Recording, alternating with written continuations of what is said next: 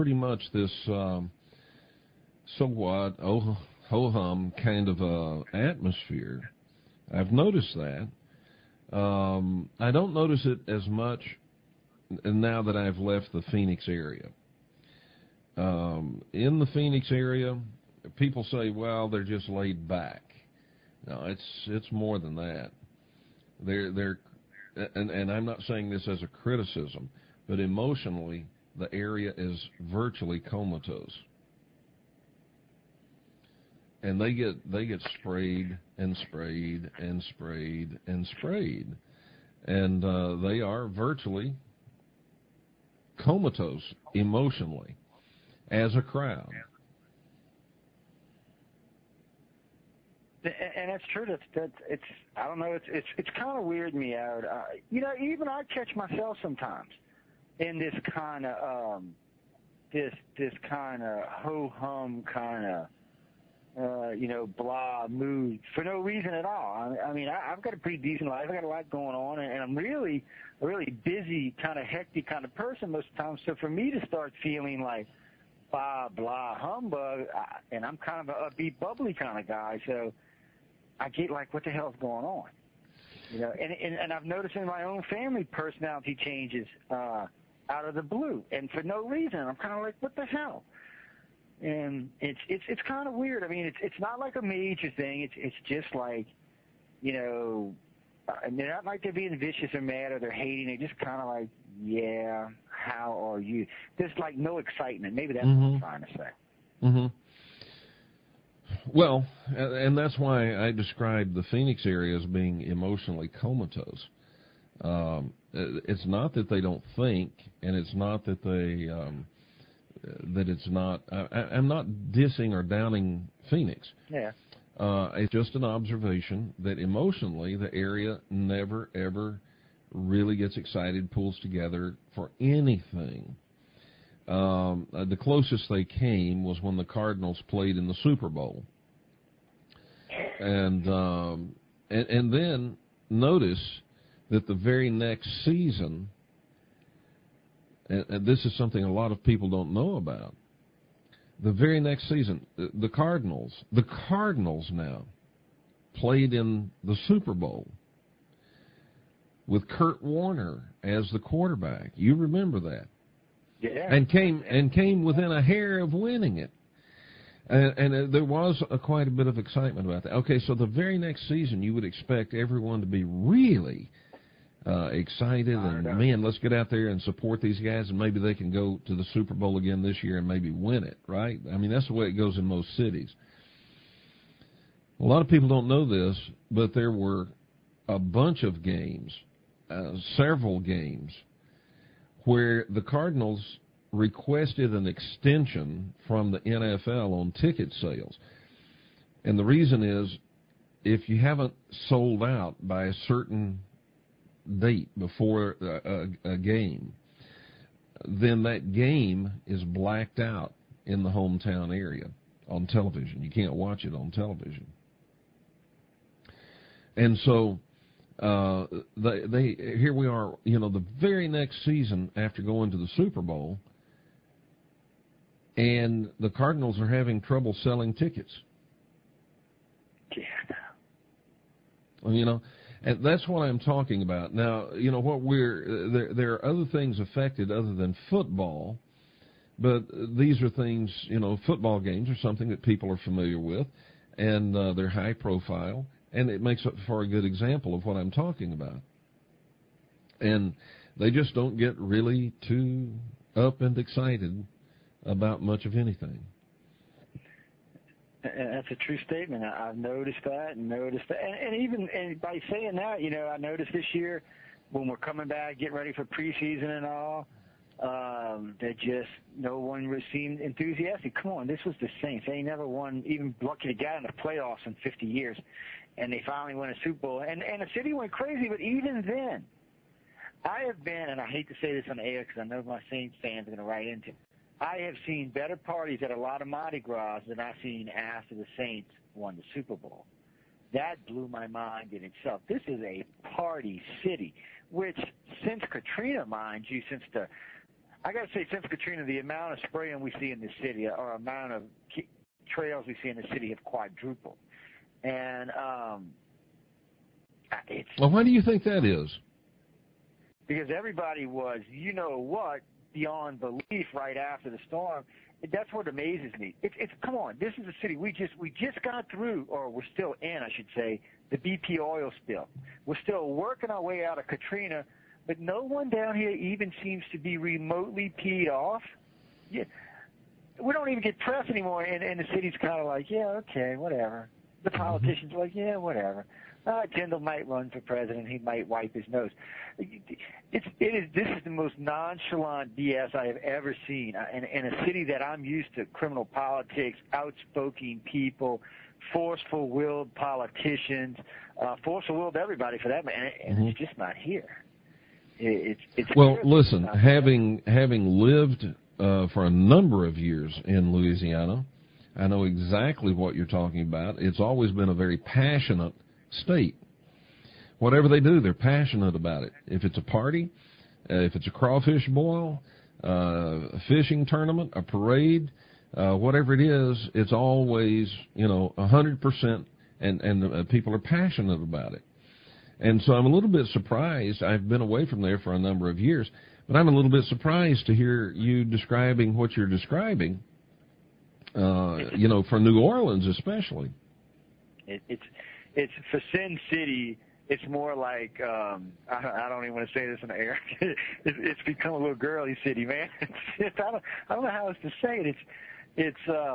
I love my city, and I always will, guys. And I'm a big supporter of the quarter and downtown and all. But really, we have seen, we lost half of the original population. Half of the locals haven't come back.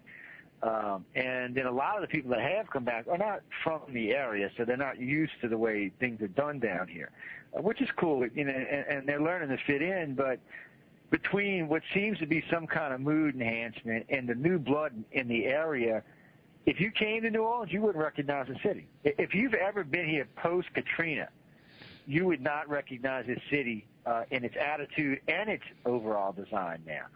And it's really a shame because it is a very unique gym to see it going down this way. But, now that I'm talking to friends, well, look at Seattle. We'll use Seattle for an example because Seattle's a little bit more violent of a city in New Orleans as far as misbehavement goes. From 95 to about 2001, they were getting in trouble for everything. They tried to have Mardi Gras. They had rioting in the streets. The World Bank came. They had riot in the streets. Now, all of a sudden, in the last 5 years, they don't riot in Seattle anymore, guys. What happened? Y'all turning a bunch of pansies up there or something? See what I mean? You're going to make a lot of fans for yourself for that. You know that. Well, I'm a big fan of Seattle, too, guys, especially since y'all whooped the Saints last week. I got to put my head down when I'm picking on y'all. But okay, but what you're saying, though, is you're attributing this mood shift to the chemtrails. You've seen some correlation between the presence of chemtrails and everybody just sort of emotionally going to sleep. All right, we're going to step away for a break, and we'll be back right after this.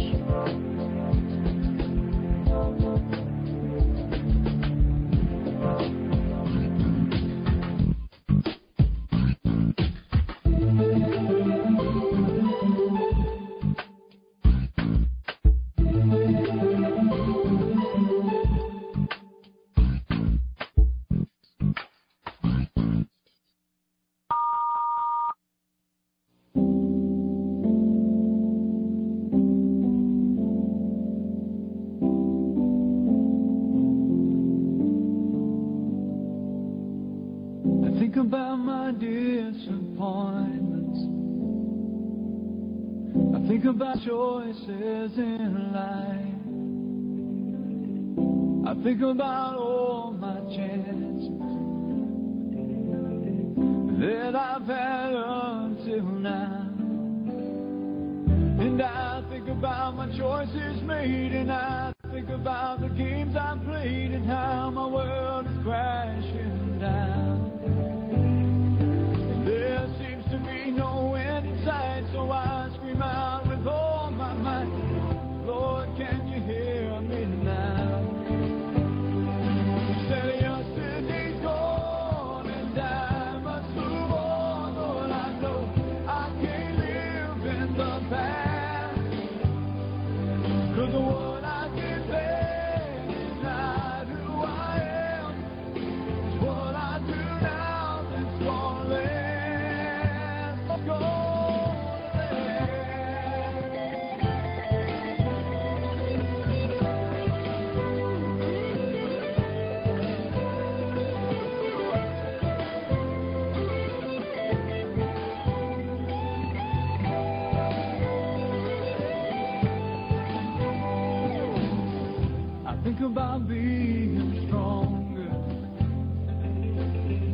but this world keeps dragging me down.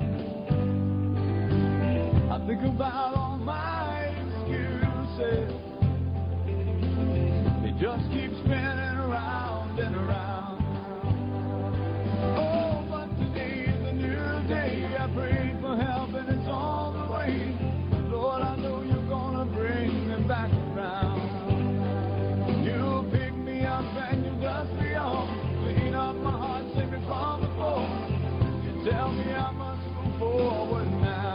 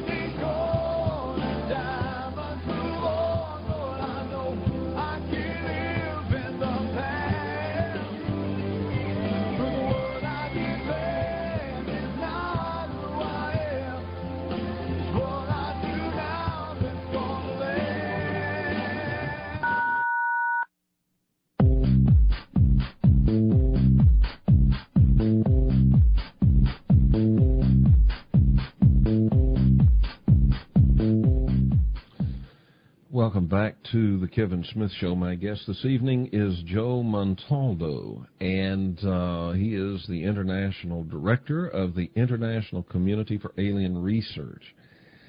Joe, one of the things that has been suggested, you've seen this out there on the Internet, I'm sure you've run into it in some of your investigations where people have made this comment, but one of the things that has been suggested about chemtrails is that perhaps it's, I've heard it both ways now. I've heard they're laying something down there in the atmosphere that inhibits extraterrestrials freely coming and going, and that's what it's for. I've heard other people say that what they're putting in those chemtrails actually is something that's in cooperation with the extraterrestrials to subdue the population of the planet. So let me toss that at you and ask you, as the International Director of ICAR, what do you know about those two allegations? Is there any substantiation of either one of those? Well, I did hear about the one about putting something in the atmosphere to try to keep the aliens from doing it. And when I heard it, the first time I ever heard that, I was kind of like, but then I realized there hasn't been any reduction in the amount of alien abductions coming into the organization, so I figured, well, if it is true, it didn't work, so more than likely that wasn't it. And then, there's been the talk of like weather control, and then there's the, I wanted to link it with HAARP. Some people say that it's the, how do you explain this? It's like a net that you can run the frequencies of HAARP through. In other words, HAARP can hit it, and it'll whatever chemicals are in the clouds are conducive to whatever signal they're sending out. But then I don't know what the hell the signal is. Uh-huh. So it kind of comes back around. Every time we talk about anybody, it always seems like it's kind of like the alien abduction thing. There seems to be 4 or 5 possible things they could be doing. And then again, as far as we know, Kevin, they might be doing all 4 or 5 things. I'm not willing to rule out other possibilities. I do believe it does have some mood enhancements, but I do think there's other evidence to suggest there's other things they're doing with it as well. So I think that's one of the reasons it gets so confusing, too, is because they are doing more than one thing. And I think that's what gets researchers in trouble. They start fighting with each other about what they're actually doing, when in fact there probably are 2 or 3 or 4 items falling down with this or coming in with this. Well, one of the things that we've heard is, there are people who talk about after these chemtrails get laid out in the sky, sometimes in some places, then this sort of angel hair kind of stuff begins to fall to the ground. And there are people that have collected some of that and had it tested in laboratories. And what they found was it had a high concentration of barium and aluminum and some other elements, other metals. Some of it had, I believe it was white blood cells, human. Some of it had bovine blood cells. And you gotta wonder what sort of concoction could this possibly be, and what is it for? Now, barium causes, for a lot of people, it causes increased blood pressure. It can cause you to have high blood pressure. It can cause you to have a faster heart rate. It contributes, or can contribute, to heart attack or stroke. And this has led some people to say that because that's what has been found in these chemtrails, and because those are the effects of having that kind of stuff breathed into your body, it's caused some people to say, well, now, wait a minute, maybe this is population control. Maybe this is a way to shorten the lives of many, many people. Now, I've heard people say, well, now, why would they want to do that? How old are you, Joe? 48. Okay. 48 in 3 days. In a couple of days, I'll be 48. All right. Well, I'm almost 10 years ahead of you, but we're close enough in age that this will resonate with you. All over the news right now, we're hearing about the fact that the baby boomers are beginning to retire, and that this number will increase for the next, decade and a half, 2 decades. It's a big bubble in Social Security, Medicare, and Medicaid that the government has to pay out, right? They don't know how they're going to do it. They don't have the money to do it. They don't know where they're going to get the money to do it. So what if you just shortened everybody's lifespan by, say, years? Look, I'm not saying that's what's going on. It's a hypothetical, and it's based on suspicions and rumors that I have heard out there that it is a population control program. Possible. So what would you think? Will you think that is too far out there, or do you think it's within the boundaries of feasibility? Well, and our government is definitely within the boundaries of feasibility. Look what government we're talking about here. I hate to say it like that, but it's a true statement. But you know what? We'll know, Kevin, because we've got the 1990 census now. We've got the 2000 census, and soon we will have the 2010 census. So we can I should have said this on air. Hang on. Anyway, we'll have the 2010 census, so we should be able to go back and actually look at what the life expectancy is in America, if it's decreased, stabilized, or moved back even a little bit. And we can also see what each year the number of, because they list the number of unexpected deaths due to whatever circumstances. But so those are things we can go check. So hopefully when this 2010 census goes out, you and I can check and find out. Because you know what? If there hasn't been, I know on average, I think it's 3 or 5 years you see increase in life expectancy per every decade at current levels of technology. So I'd be curious to see what they got us at on the new census. Well, do you know what the odds are? You're an American male. Do you know what the odds are of you getting cancer? Well, I live in New Orleans. It's 1 in 2 people down here. Yeah, that's what it is. It's 1 in 2. Half of adult males in America will have cancer. Now, I am in my 50s. That's true. But, I haven't reached the stage where I can't remember stuff. And I can remember what it was like when I was, I can remember all the way back till I was 2 years old. But I remember what life was like when I was 9, 10, 11 years old. And you didn't have all this cancer. We just didn't have it. Yeah. I mean, cancer existed, but good Lord, not in the proportions that we see it now. So something has switched it on. What, if it's not chemtrails, what else could it be? Could be in our food. It could be chemtrails. It could be stress. I mean, our lives are so stressful in today's society. I don't think that would give it half. I do think the stress level probably kicks us up to 1 in 4, 1 in 5 will get cancer. But when you start talking about 1 in 2, that's got to be a change in the environment itself of some kind. Well, I think it is a combination of things. I think it is environmental. If there were no chemtrails, we're still pumping enough poison into the air, into the soil, and into the water that it's killing us. We are killing us because we poison everything around us, and then we live in it.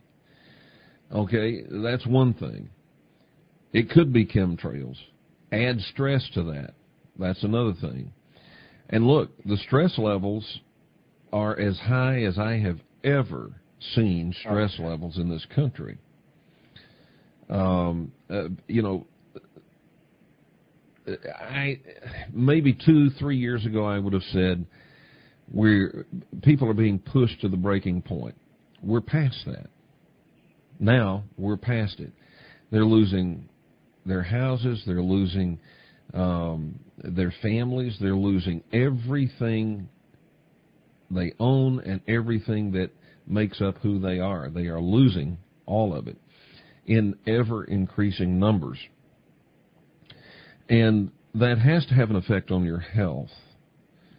But when you add to all of that, the chemtrails, is it possible that's the straw that breaks the camel's back? As Ted Gunderson asserts, it's killing our birds, it's killing our fish, it's killing us. So, listen, these chemtrails are government programs.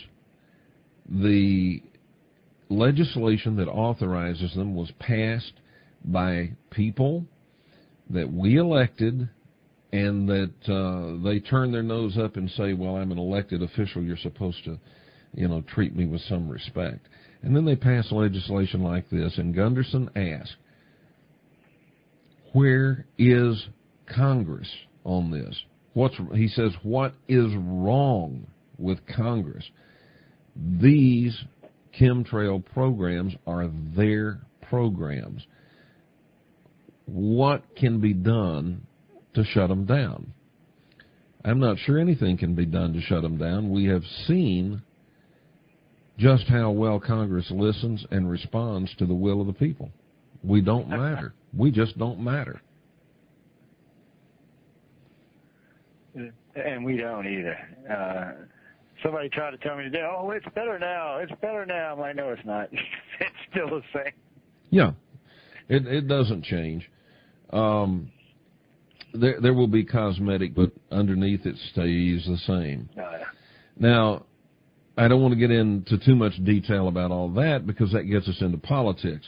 But the chemtrails are futuristic science. They are futuristic science, and it's being done I think it's Frankenstein science too. But the chemtrails are happening to us, and they're happening to us almost daily. And so that's why we're delving off into this. And by the way, folks, we're going to do another show on chemtrails tomorrow night from a little bit different angle. Joe, you said you haven't seen any reduction in the number of the reports of people seeing UFOs or being abducted. The reports are not, number of reports are not going down. So and you said if this is some kind of barrier against the extraterrestrials, it's not working very well. All right, when we come back from this next break, which is upon us here in just a few seconds, when we come back, I want to talk about the other possibility, the flip side of that, the rumor that's out there that says this is something in cooperation with the extraterrestrials to help subdue the Earth. We'll be back right after this.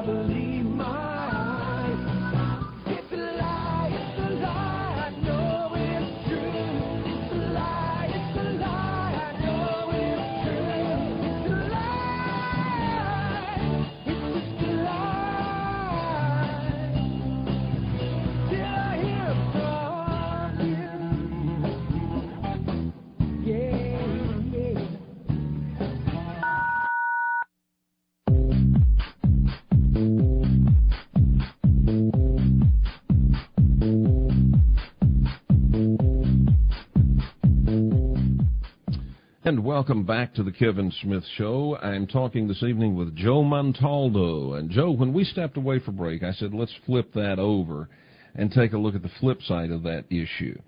Instead of it being a barrier to keep extraterrestrials out, there is one of the stories that's out there, and people espouse it with great passion and provide links to things that, they say that's the evidence. And you look at it, and I'm not going to say it's not evidence. But what I am going to say is I haven't seen anything definitive one way or the other. I've seen very interesting and compelling evidence, but I haven't seen anything one way or the other. But remember in the series X-Files, remember that? Mm-hmm. In the X-Files, you had this group of elites that are cooperating with the extraterrestrials, and, people are being abducted, they're getting implants, they're being injected with various diseases, and all of this is going on in cooperation with these extraterrestrials, according to the elites, just so they can buy time to develop some way to combat these extraterrestrials. I realize that is a science fiction plot. I realize that. But what if it is also, at least in some measure, reality? Is that possible? Well, it's possible that there. Well, let's say, I guess that's actually a good idea, because when you think about mood enhancement and the overall attitude of everybody in our country, now we're not talking about worldwide, but in our country, when you look at the overall attitude, if tomorrow E.T. was to land on the White House or just hover over New York, I'm not sure that many people would even get excited. They'd be like, oh, it must be a blimp or a hoax or something. In a way, they kind of are making us to where we would just pretty much take whatever. We'd have to be really angry right now to even get enough will to fight, to be honest with you, because look what we're doing overseas right now as far as both the wars going on. Even in those theaters, we seem to be lollygagging, as politely as I could say it on the air. But look, this sort of ho-hum attitude that everybody seems to have, not everybody, but a lot of people seem to have, a majority seem to have, couldn't it also, instead of it being chemtrails that's causing it, couldn't it be that people are just psychologically fatigued? I mean, we've got this war in Iraq. We had 9/11. We had the war in Afghanistan, the war in Iraq. We've been engaged with pirates in around Yemen, earthquakes, floods, economic collapse, losing jobs, losing houses, becoming homeless. Maybe people are just sort of psychologically fatigued. Maybe that's the case. Are. I have no doubt that the planet in a whole, not just us, are tired. We're all tired of having to worry about whether we're going to be blowing each other up, or can we feed our kids? Can we put our kids in school? As a society, as a worldwide global society, we are. But what the point is we're not doing anything about it. As almost 7 billion people, nobody's even getting mad about it. I mean, look at. I mean, nobody just even seems to be like, oh well, China just killed 500 people. So, well, who cares? It doesn't seem to matter where you are on this planet. It's almost like we've been dumbed down enough that the aliens really don't have to worry about us starting World War III to try to change things. There's such an overwhelming and pervasive sense of ho-hum that about the only way you can get any excitement anymore is to go down to the airport and get the TSA to fill you up. Yeah, well, that's why there's so much reality television all around. People are looking for some kind of anything to feel alive. And, I can understand part of us feeling like that, and I can understand how bad things can get and people going back and forth. But for the overall majority to have that, I have noticed a lot of contactees don't seem to be affected by it, but even a good third of them seem to have the downdrams or the ho-hums. And when I ask them why, they're like, well, no real reason. Are you sick? Well, I'm not sick. Are your life bad? No. Are you broke? No. You working? Yeah, I'm working. Your kids okay? Yeah, they're fine. Well, what's up? Well, nothing. Mm-hmm. I want to reach out and slap them, Kevin. I really do. I just want to whack. You're a violent man, Montaldo. Yes, I am. People make me crazy. I'm like, Lord, come on, wake up. I don't know what it is. Maybe it's radio show hosts are immune to it, because I notice all the radio show hosts seem to be ranting and raving like they always do, so there doesn't seem to be any problems there. And the contactees seem to be going pretty good. So I don't think whatever it is they're doing or using, I don't think it's enough to stir free will. But I do think for the weaker, or the sheeples, like we like to call them, I think it makes a difference. I think it steers them in certain ways. And come on, I watched the Christmas holiday shopping go off. Everybody I know is broke. The few people that had money didn't even want to go out because they're scared to get mugged or something. But yet the holidays went off flawless. There was no real violence anywhere. People were, getting along, and there weren't even bad traffic jams. I was like, come on. I thought I moved to Mars or something. Well, you're seeing this in the news, too. If you any of the major news media, any of them, it's almost like here in the United States, it's almost like they forgot there's a world out there. Oh, yeah. Because all we're going to hear about, I can tell you right now, Brittany, while she was in, and we were hearing about Brittany all the time, then it was Lohan, and we still hear about Lohan a little bit. But what we're hearing about is every single day, every minute of every hour of the day, we're hearing Republicans, Democrats, Tea Party, Republicans, Democrats, Tea Party, Republicans, Democrats, Tea Party. That's going on major news all the time, every day. Like there's not a world out there with things happening that are important to us and that we should know about. Yeah. There was a 7.2 earthquake in Pakistan. It barely creased the news. It got a little mention. 7.2. And a lot of people, a lot of property damage, a lot of people injured, some people killed. 7.2 earthquake. This is a major event. Pakistan is an important ally for the United States. Some people think they're not a reliable ally. Some people think they are. They're an important ally. Regardless of what we think, they are an important ally. And it barely got mentioned here. It's like, there was this earthquake thingy over there in Pakistan. That's kind of the approach the news took to this. There are things going on in every country on this planet that has an impact on our lives right here. And they have enough that they could cover about what's going on around us that's having an impact on us. There's enough of that they would never, ever have to mention a Republican or Democrat again. That would be too soon for me. Lord have mercy, I get tired of hearing that. Yeah. I got to be honest. I've got to the point now where if I got to look at the news, I'll go turn on BBC America. CNN and Fox are just two different sides of the same damn coin, just babbling off bull nonstop. You know what it is, though, Kevin? They know. They know like we know. They're a dying breed.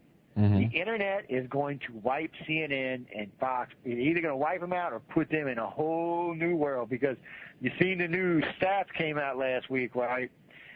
75% of it, all Americans under age 40 now get 80% of their news from the Internet. Yeah. And from 60 and below, 50% of them get their news from the Internet now. Yeah. So CNN is a dying breed, and it's mainly because they never put anything on. I wrote to them one time just out of the blue, hoping. I'm like, guys, have you ever heard of good news? I said, I know there's a lot of good news goes on all around the planet, but yet I never hear about any of it unless I go look on the Internet. Mm-hmm. Because I notice Yahoo News, they put good and bad and all kind of stories on their page. They put everything up there, so you go pick and choose what you want to look at worldwide news. Nobody else even bothers doing that. Well, I've been saying, I got back to the United States in 2004, actually right at the end of 2003. But since then, I've been saying on the show, folks, if you want to know what's really going on, not only in the world, but if you really want to know what's going on in this country, you better get your news from somewhere outside this country. Oh, yeah. But see, I think that the reason I bring that up, and we could do a whole show on that, but the reason I bring it up is because I think it's a symptom of the same thing. We'll be back right after this break, folks.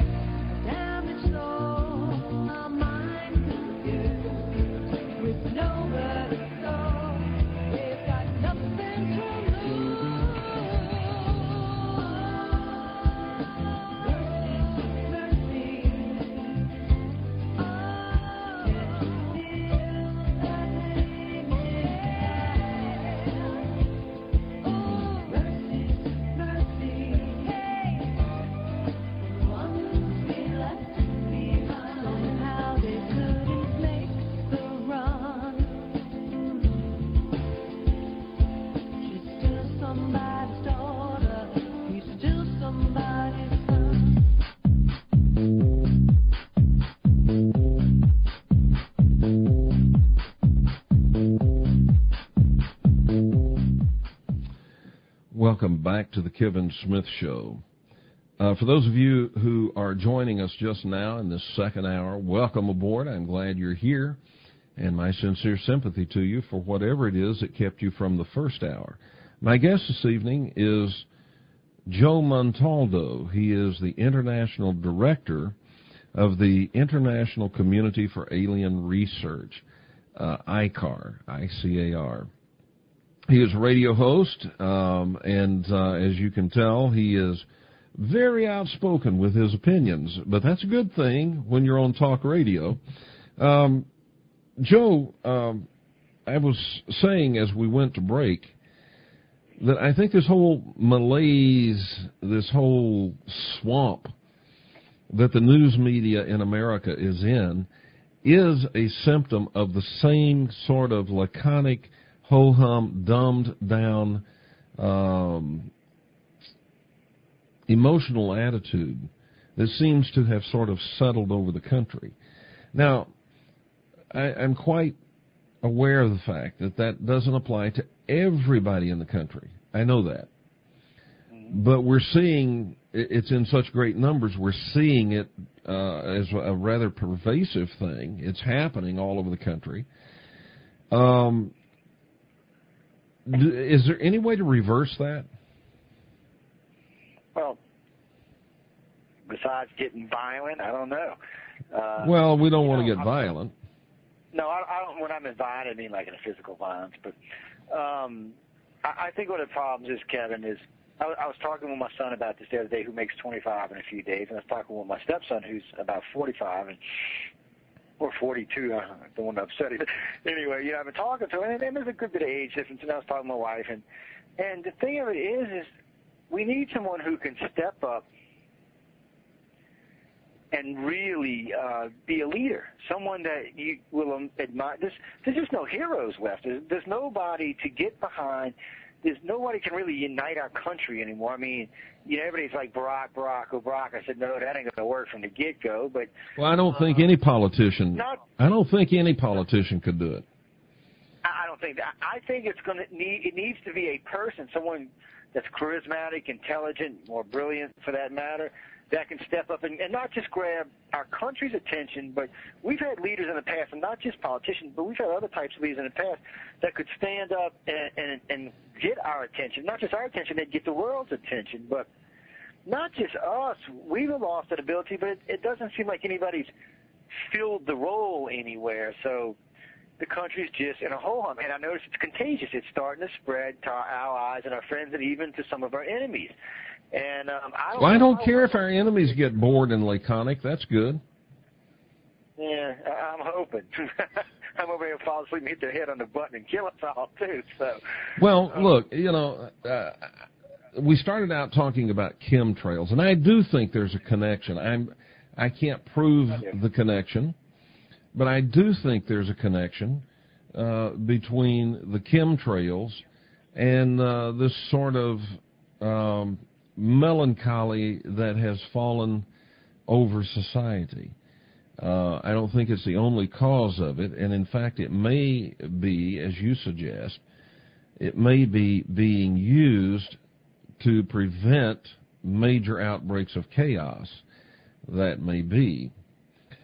Go ahead. I was just thinking, for everything that's going on, all the other stuff going on, and even the little bit of violence that we have had, like the thing that just happened the other day where they shot up the 13 people, and a couple months before that when they had the guy shoot up the military base, these were very isolated individuals, and they seem to be triggered by something. But everybody else just seems to be blah, except for the few of us that for some reason are still got some wits about ourselves, thank God. And because when I become a sheeple, y'all just need to shoot me and put me out of my misery, because I just won't be happy. And so, they're going back to what you were saying earlier, it just seems like, we're doing it, we're spraying. But first off, where did we get this technology from, or whatever this is we're spraying that seems to give us this overall melancholy feeling? Is this human technology? Is this alien technology? Is it a combination? Are the aliens helping the governments to keep control of us so that, they can do whatever they want? I mean, it's quite possible that they are. It's the person who just sent me that, and there's no such thing as chemtrails. Go look up in your sky one afternoon. Look, you had somebody that just sent you that message? Yeah, it popped up on my screen while no such thing as chemtrails. Look, there is no such thing as the Easter Bunny. I'll give you that.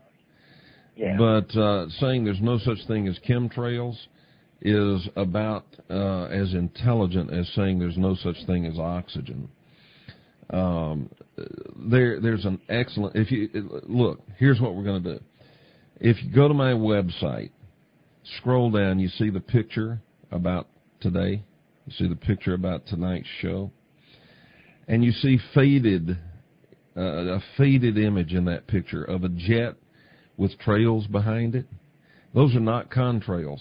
That's a still frame from a video that was taken from another jet as that jet was laying down chemtrails, and they got good zoom on it. They got good up-close and personal video of it.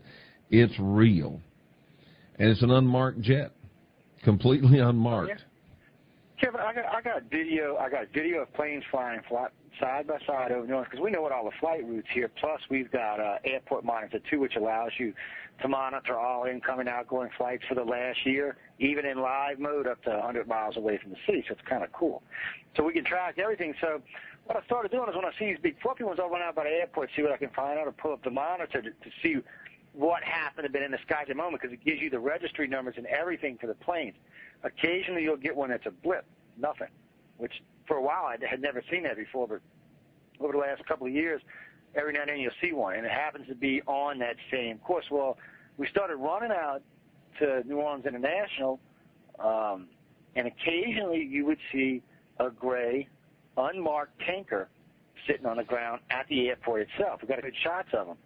So I decided, because everybody kept telling me, oh, there's no such thing as chemtrails, I went out there with the camcorder a couple times and filmed regular, commercial airliners and even military jets, because they fly over the city, flying over the city roughly the same altitudes, and then all of a sudden here comes one of these chemtrails. They're flying at roughly the same altitude because the planes are breaking through the trails as they're going, but they're not leaving a trail. So you can obviously see it's the same air condition, same everything, but one plane's leaving this big, fluffy trail that expands in these big, fluffy clouds, and the other ones aren't. I mean, it's pretty self-explanatory if you really look. So there's no doubt we're being sprayed here. Oh, and I got to thinking about something. When you said, was it barium? Yes. Barium is one of the things they use, barium dye. Yeah. But there was two other chemicals you said. When I got to thinking about it, if you took barium, aluminum, and there was one other one you said, and combined them, they would actually make a traceable implant. If you breathed it in and it congealed, like if they were conducive to each other, and they got together in the body, they would actually make a fairly good trackable implant, a GPS trackable implant, for that matter, because barium would show up on a satellite scan easy. Most people don't realize, but the United States has satellites that scan back and forth across our country looking for different types of radiation, because we're looking for people smuggling bombs, guys. But it's been an ongoing project for about 20 years. Those would actually pick up barium in any quantity of it, I think above like 0.5 milliliters or something. So I never thought about that until you said that, because you said it was coming down in that kind of stringy thing, and I got to thinking about it. Well, if you were breathing that in and it was congealing in your body into little pellets, man, they know where you are every day, every night, every minute of your life from that point forward. Well, yeah, and look, that's where we're headed. We're headed towards total control. Oh God, we are. And it's not 20 years away either. I started this dumb project of mine a couple weeks back. I started counting cameras. Ladies and gentlemen, y'all got to do this. You really have to. I started counting cameras. So the other day I left.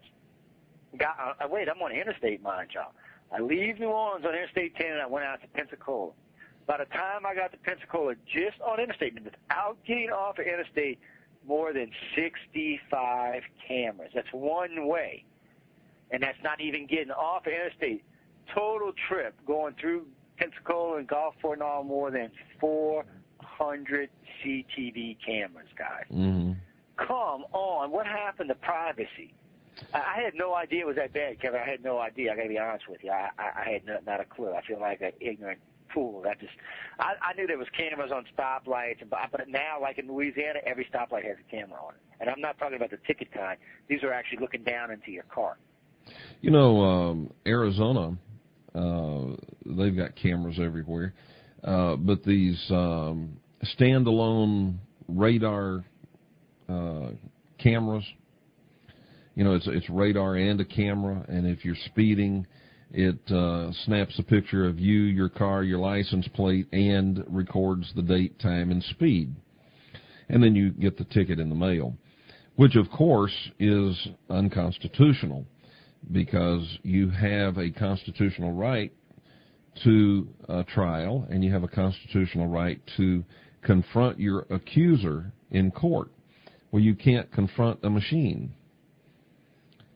And being a certified radar operator, I know it can't distinguish if there's 3 cars, you got a 3-lane highway and 3 cars go through there and one of them's speeding, it can't tell which one. It'll record that somebody's speeding, but it can't tell which one.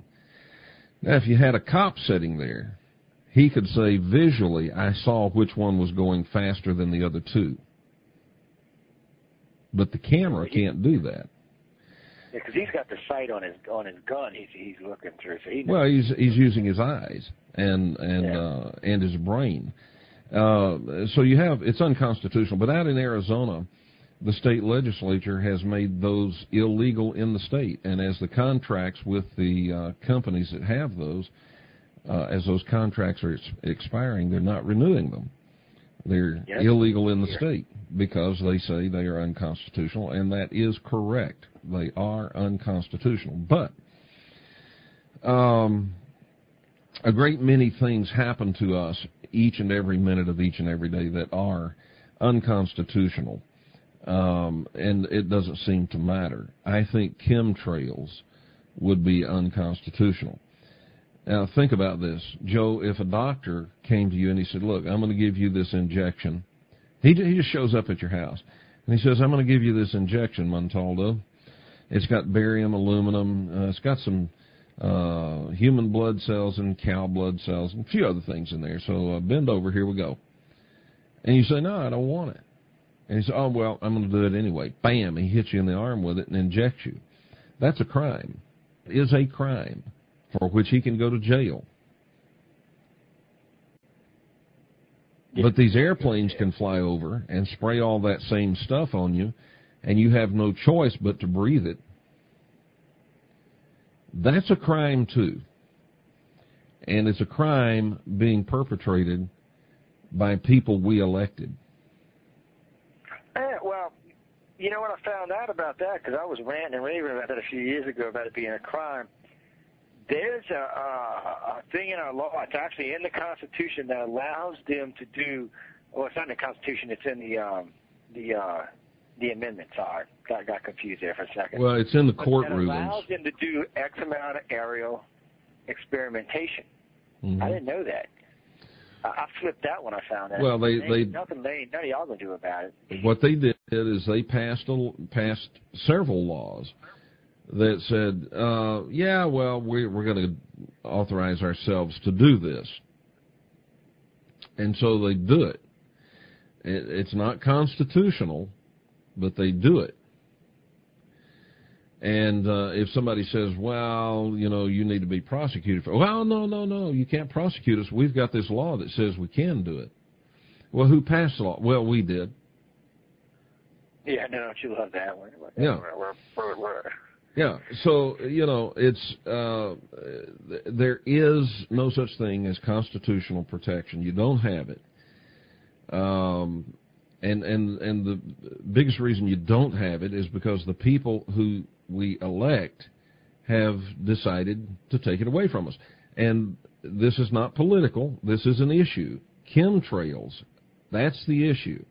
It's futuristic science being used against us without our consent and without our being informed as to what they are for, and what harm they can do to us.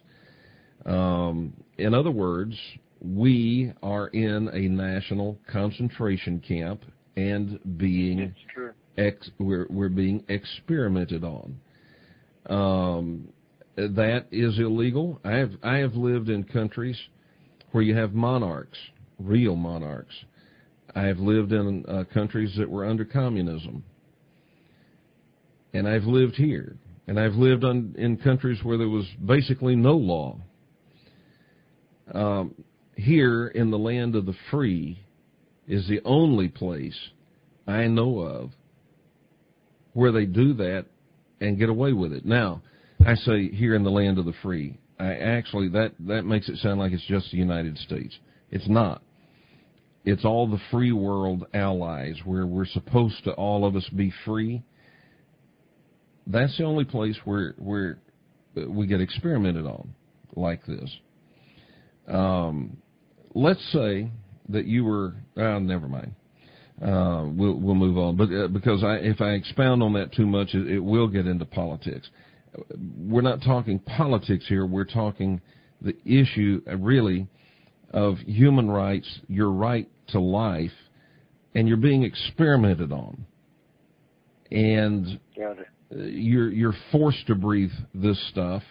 You don't know what it is. You're not informed. You did not give your consent, and they're doing it to you anyway. Yeah, without any compensation. At least drug companies, when they experiment on you, tell you, hey, look, we're going to experiment, but we're going to give you money if it don't kill you. Yeah. But no, not the government. They're not going to do that for you. It's the point where it's ridiculous, and it's so hard because, you know, it's kind of a combination of this weird political environment and this weird, like, I don't know, subculture that's actually running everything. Because, guys, y'all don't take this the wrong way, because I'm with Kevin, I don't want to get in politics, but I don't think there's been any real politicians running the country in a long time. I'm not sure who's running it, but boy, somebody needs to kick them in the ass. Well, you know, the programs go on regardless of who's in power. Oh, yeah. These programs continue. I've been chemtrail sprayed by Republicans and Democrats in the White House. Yep, just evenly. And pretty much even, too, right across the board. Yeah. Well, yes, the alien abductions go on no matter who's president. UFO sightings. It just. Well, you know, I learned a long time ago, real control's an illusion anyway, unless maybe you're an ET. But for humans, it seems to be an illusion. Something, because somebody had sent me a thing earlier today.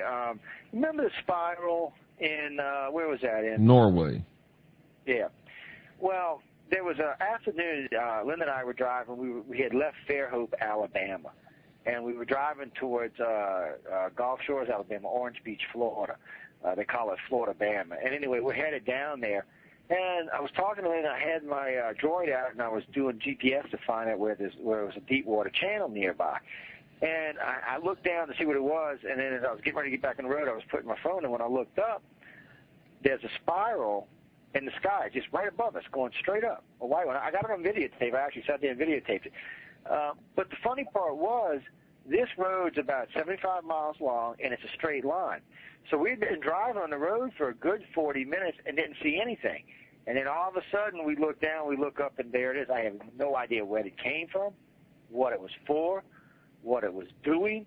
I know it's near a null zone. We found a place out in Alabama that we call a null zone because their contactees lose their contact when they go there. It's for contactees, it's like an all-the-time contact going on, and when they happen to hit this area, it breaks it. But not far from there is where this happened, and it was just really weird. I was hoping maybe some of you listeners may have heard or seen one themselves. It was a really weird thing. Now, when did this happen?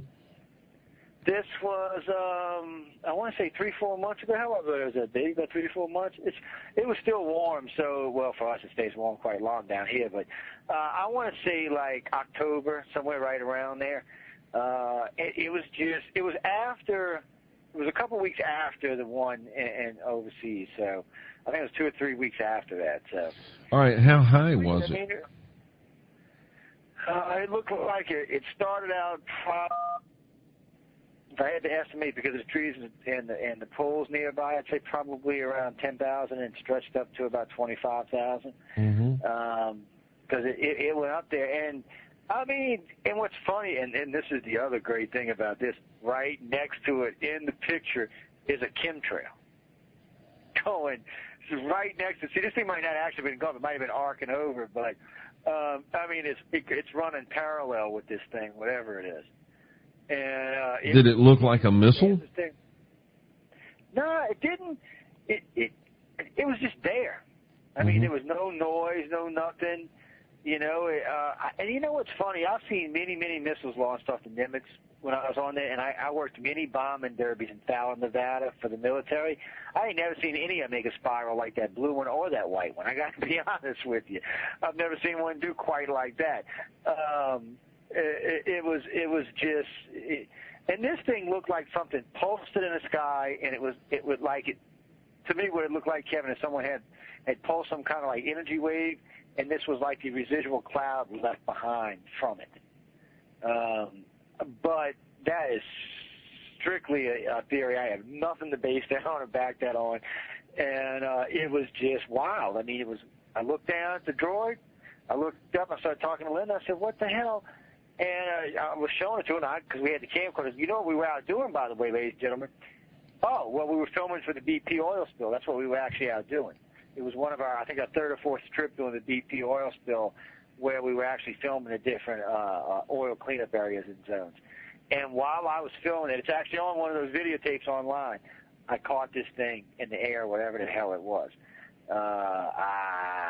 So you don't buy the explanation of the one in Norway where they said it was a Russian missile that malfunctioned. You don't buy that. Not unless it was one huge missile running some kind of plasma drive. I mean, if it was just burning fuel, no way. Because it would have left the trail glowing behind it.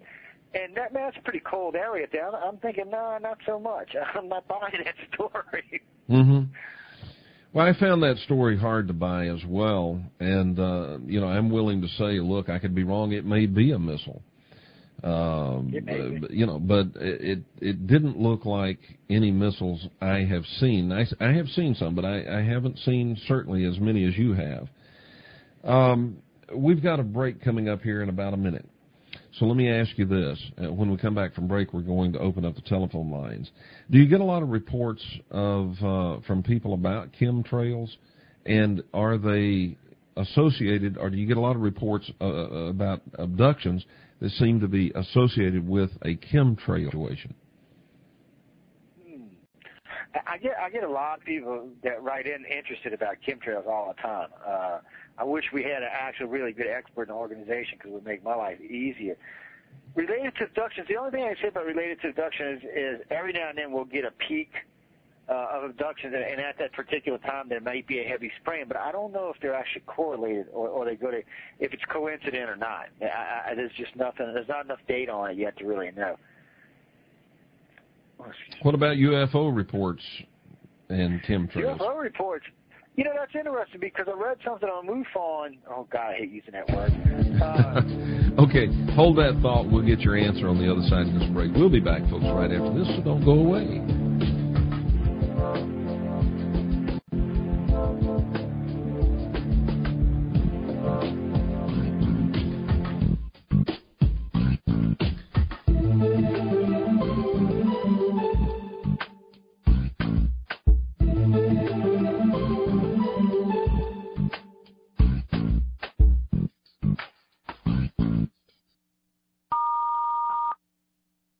Sad eyes, wipe your tears.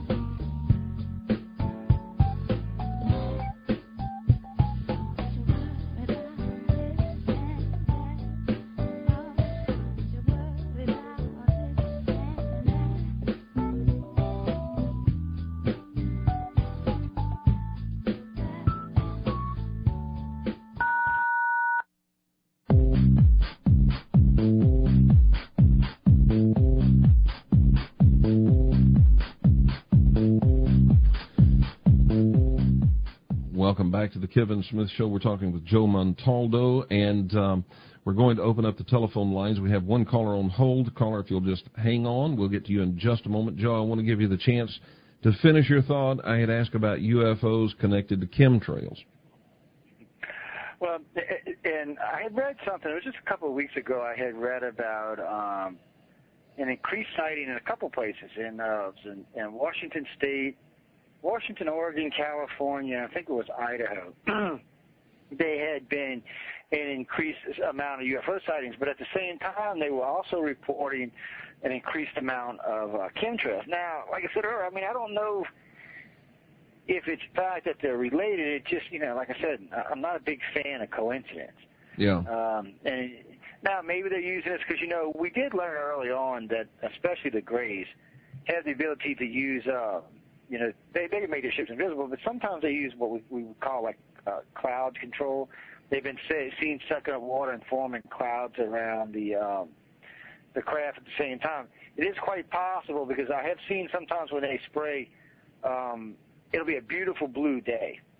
And after about 15 or 20 of these trails, man, the whole sky will be covered. It'll just look like a white cloud going over. And when you live in climates like we do where it's, 90% humidity outside all the time, once you start getting clouds, you start getting humidity, then you start getting rain, and then you start getting big clouds. And, whether it's anything or not, I really don't know. I just find it interesting that they're popping up all over the place. Plus, there's been rainfall in places that normally don't. Even, like Arizona's been getting more rainfall than they usually do. Oh, yeah, they got some heavy flooding. Okay, Joe, we need to go to the telephone. Caller, you are live on the Kevin Smith Show. Your first name and from where are you calling? I'm Steve from Reno, Nevada. Okay, Steve. Yeah. Hi, guys. Hi, Kevin. Hi, Joe. What my question was if this is so toxic for people, and I believe that it is, the people that are doing it or behind it, they're also here on the ground, so they're going to get the effects of this also. So how are they getting these people to do this? Well, see, I don't know if that's exactly necessarily true because, like Kevin said earlier in the beginning of the show, since he's moved out of the city, he doesn't see it as much. And I got to tell you, there's a lot of open sky down here in the South when you're traveling. And I've been in parts of Texas, I've never seen chemtrails. And I've been in parts of Alabama and Florida where they're very far and very few between. But you hit a large metropolis or any city probably over 10, 15,000 people, probably bigger than that, probably about 25,000 or more, you're going to see these things. They've been hitting Reno really hard. All Nevada. I lived down in Pahrump a few years ago. They were hitting it there. And what I noticed was a few times I've seen like these jets that are putting out the chemtrails. It seems like they're flying along this really faint black beam. Very faint, and it's like in front of them, like projected, and they're flying right along that. Have you guys ever seen that? I have not.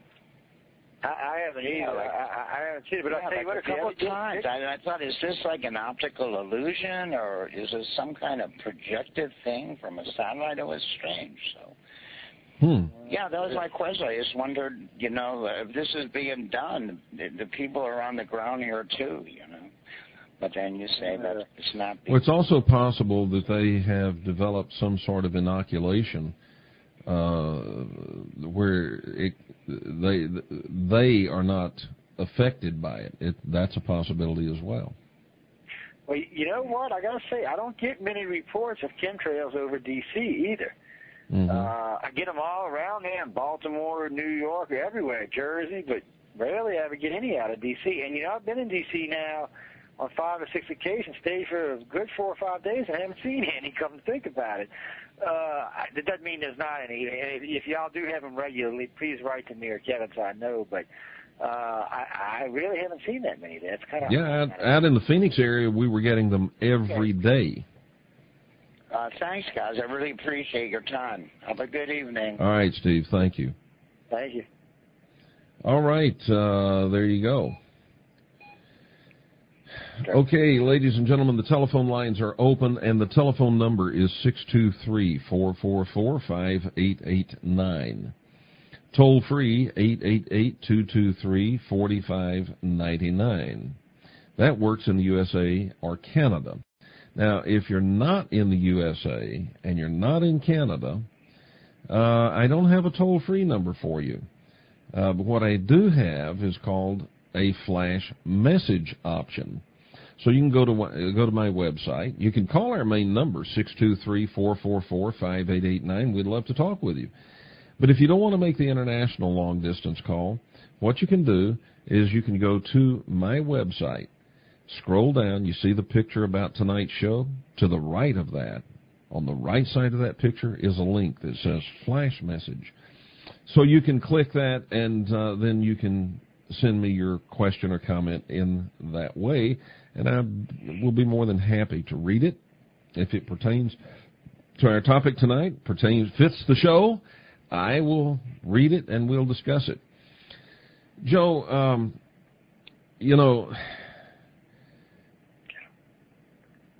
let's assume that the X-Files plot is to some degree real and it's in play, where you have this group of elites who are cooperating, they say grudgingly, but nevertheless they're cooperating with these ETs, with these extraterrestrials, in order to buy time to figure out a way to wipe out these extraterrestrials. I understand it's a science fiction plot, but let's say that to some degree that actually matches reality. Obviously, if this stuff, if it's harmful to us, if these chemtrails are harmful to us, then the ET masters would have to some way make their puppets, the elite, immune to the effects of those chemtrails. They would have to do it. Otherwise, they would kill off their puppets and have to get more puppets. Well, we know our governments have been working on designing drugs for a long time, so maybe that's where they got the technology from, ETs. Stuff they could, and we don't even know what's actually, they could be spraying nanites on us as far as we know. We really don't know what is coming down on our heads, but I would imagine if ET's involved, they did. They gave their dogs, probably in their food, something to keep them from falling to this, because you got to have them. But then again, you know what, Kevin, they might not care. They might let them die, too. They might just be telling them they're giving them something to keep them alive. Well, that's true, too. Look, I don't put it on ET that they lie, so. Well, the deal with the chemtrails, and folks need to think about this. It doesn't matter. Well, it does matter what's in it at a very real level. It matters. But there is a level at which it doesn't matter. See, it doesn't matter if it's vitamin C. The fact that you haven't been informed and the fact that you have not given informed consent means that you are being administered something in a fashion that would land a doctor in jail if he tried it. Okay, caller, you're live on the Kevin Smith Show. Your first name and from where are you calling? Yeah, this is Joel from Wisconsin. Hello, Joel. Hello. Hey, so I'm enjoying your program. I just want to make a comment with regards to your previous caller. Mm-hmm.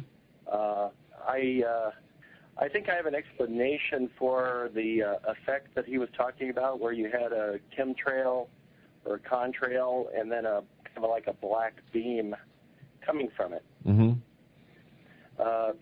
Basically, it's not an optical illusion. It is an optical effect, and I've seen it before. What happens is you have the sun above the, it's kind of like an eclipse in a way. You have the sun and the contrail, let's call it, and so those are lining up, and then what you're doing is you're looking down the contrail is projecting a shadow, down toward the ground. And what you're doing is you're looking, it's like a curtain. You know, you can look straight at a curtain and, it's a square, but when you're looking at the side of the curtain, it's this, it's a very thin shaft. Mm-hmm. So in this case, it's a shaft of shadow, but it's you're looking down the length of the shadow down into the distance, and so that's why it looks like a black beam. That's a very good explanation. However, what he said was he saw these projected out in front of the aircraft. It could be because, you're not going to be able to see, from his perspective, he's only seeing, off in the distance, so you can't tell whether or not the shadow is trailing or the shadow is leading. I would challenge him to be able to do that because this is the only way you can see it is looking down the length of the chemtrail. So unless you had some other party looking at it from the side, I think it would just be impossible to see it because it's an optical effect that you can only see down the length of the shadow, not through the shadow, 90 degrees. Have you ever seen chemtrails? Explanation. I'll go ahead and I'll let you go. Thank Well, you. wait a minute, Joel. Joel. Okay, sure, okay. Hey, Joel. Yeah, go ahead. I got you. Yeah. Sure, yeah. Have you ever seen chemtrails? I really don't know. I've certainly seen a lot of lingering clouds up in the sky that look like what I've described, but... Well, if you see chemtrails, it won't be one or two. There'll be a whole bunch of them all the way across the sky. It looks like somebody took a garden rake and just raked a bunch of trails across the sky. And very often they will be in a crisscross pattern so that it looks like a checkerboard. Sure. I've had people tell me that they've never seen it and therefore it doesn't exist. And I'm going to tell you, I've had people tell me they've never seen a bat with a 6-foot wingspan and they think I'm lying, but I've eaten them. I was speaking to someone and saying, I've never seen the Eiffel Tower with my eyeballs, but I hear it exists, and, the preponderance of the evidence causes me to believe both the Eiffel Tower and chemtrails exist. Yeah. So, just what you need to do is take a 2-week vacation, go out to Phoenix for 2 weeks, and count in 2 weeks how many days you don't have them. You'll have lots of fingers left over. Stipulate to the evidence that they exist. I just don't know whether or not I'm really seeing them myself, but I can believe that I have, but I just didn't know. It's sort of like seeing aurora. Sometimes there can be a fuzzy patch in the sky, and, is that one or isn't one? But if it's surrounding you and you see blue and red and green and shafts of light, then you're pretty convinced. So, yeah. Okay. Okay, Joel, thanks for the call, man. I appreciate it. You're welcome. Bye-bye. All right. Folks, the telephone number is 623-444-5889. Toll free, 888-223-4599. And that's in the USA or Canada. And then we have the flash message option for those who are outside the USA or Canada and don't want to make a long-distance international call. Caller, do you want to hang on through this break? Sure. All right, you hang on, and we'll be with you in just a moment. Folks, we have a break coming up. We're talking with Joe Montaldo about chemtrails. It's futuristic science, and it's being used on you. We'll be back right after this.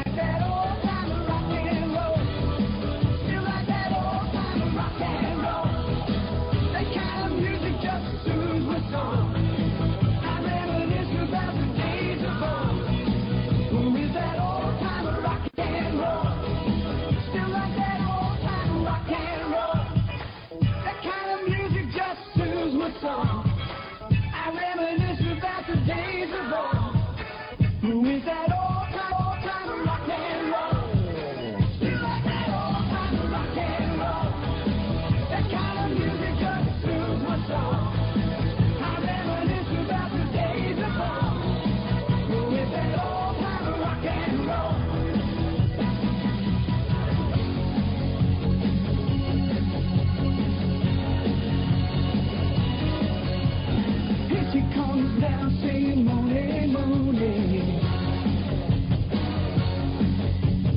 Shoot 'em down, turn around, come on, Mooney.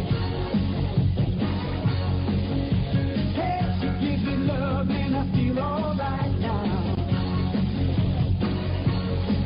It's got me tossed and turned and I feel all right now. Feel all right, I said yeah. Yeah, yeah, yeah, yeah. You make me feel so good, so good, so fine. Yeah, so fine. Yeah, I say yeah, yeah, yeah, yeah. Wake it, shake it, Mooney, Mooney. Up, down, turn around, come on, Mooney. Hey, she gives me love and I feel all right now.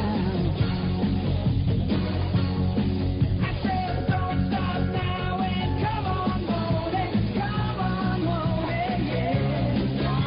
Yeah, yeah, yeah, yeah. You make me feel so good, so good,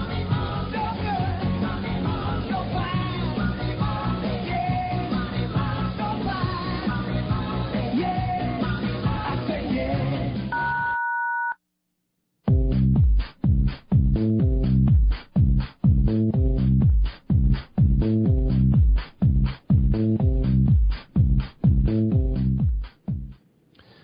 You're listening to the Kevin Smith Show, and my guest this evening is none other than Joe Montaldo. Joe, we have a caller on hold, so let's go to the telephone caller. Your first name and from where are you calling? Hi, Kevin. This is Ryan up in Washington State. Hello, Ryan. Oh, Washington. What's up, man? Yeah, I was wondering what you guys think about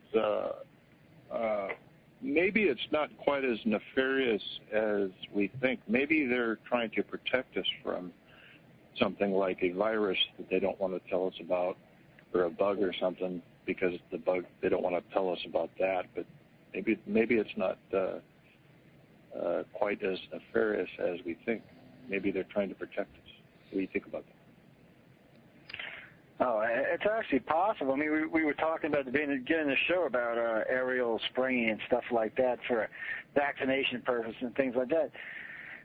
It's hard because it hasn't been going on really long enough to really see, other than what we were talking about mood-wise, it hasn't been really going on long enough to see if there's a increase of deaths or if it's increased the average lifespan. One of the things Kevin brought up earlier, I'm kind of dying to see the census now to see how this is going to pan out. Has lifespans of humans going up or down in the United States since we've been spraying for, what, Kevin, more than a decade now? Yeah. About 15 years or so. Mm-hmm. So, well, let me say this: nefarious. I don't care if it's vitamin C. Doesn't matter what it is or what their intentions are. You have a right to information and to decide whether to consent or not before you are forced to ingest anything. I agree with you. Yeah. And from that point of view, I think it's unconstitutional. I think it's criminal. They, like I said, they've passed the laws and said, okay, we're going to do it. And then when you say it's criminal, they say, oh, no, there's a law that says we can do it. Well, who made that law? We did. So, they have a blank check to do whatever they want to you, and they're doing it. You have a right to informed consent. They're not telling us what it is or why they're doing it. And I don't care what their reason is.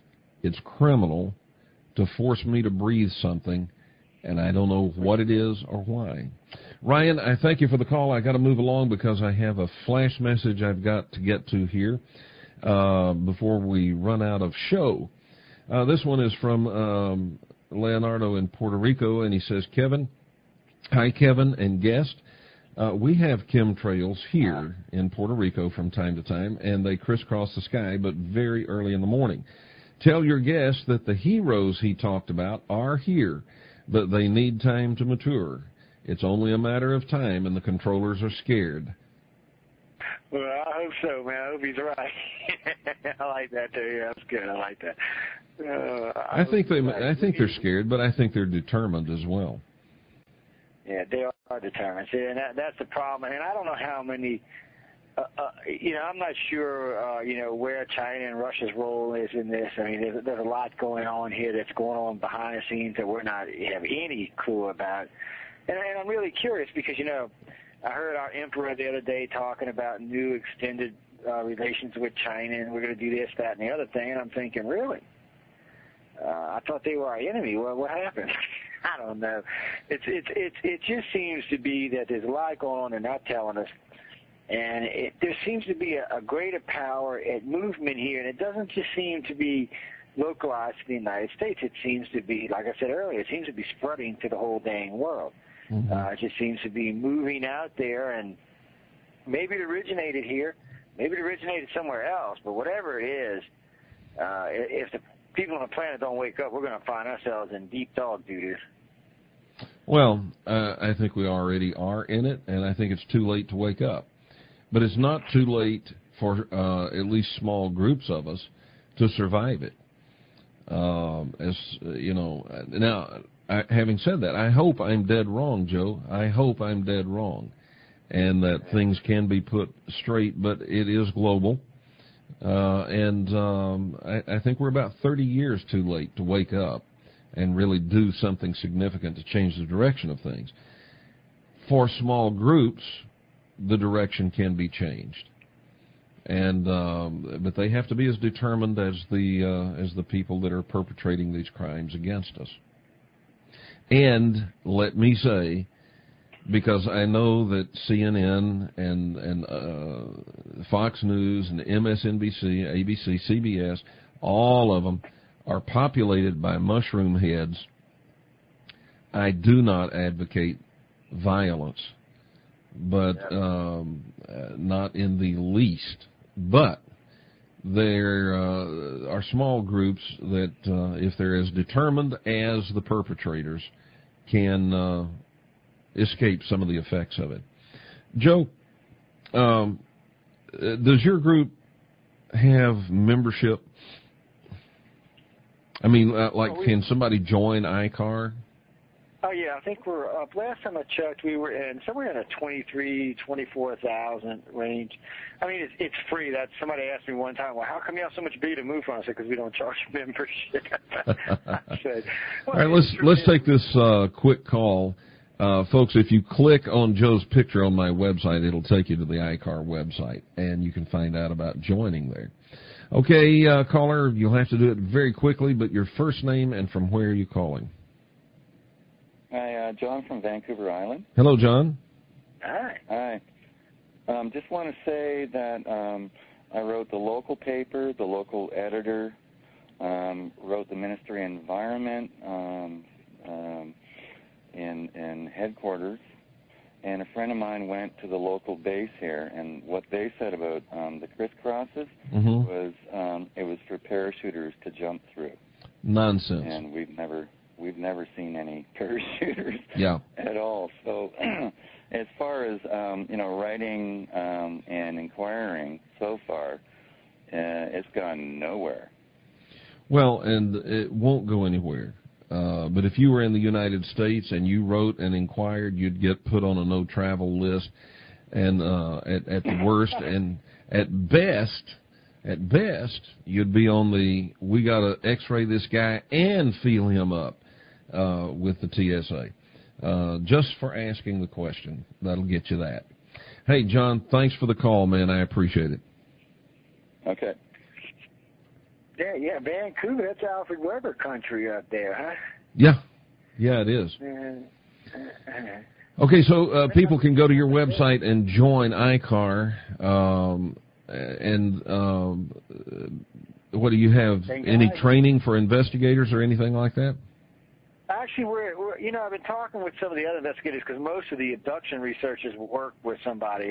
That's how we do it because we like the groups to be together. It's usually 4 or 5 people getting together. It's just easier that way. And the abduction research is a little different than UFO research. But actually, now that you brought that up, we are looking to expand the ICAR, and so it's got its own sighting group because it's too hard to get sighting information right now. The other groups are kind of slow, and not to fault any of anybody who does this. I'm happy for it. It's just we're not getting this. We need more correlation for what we're seeing in abductions versus sightings in particular areas.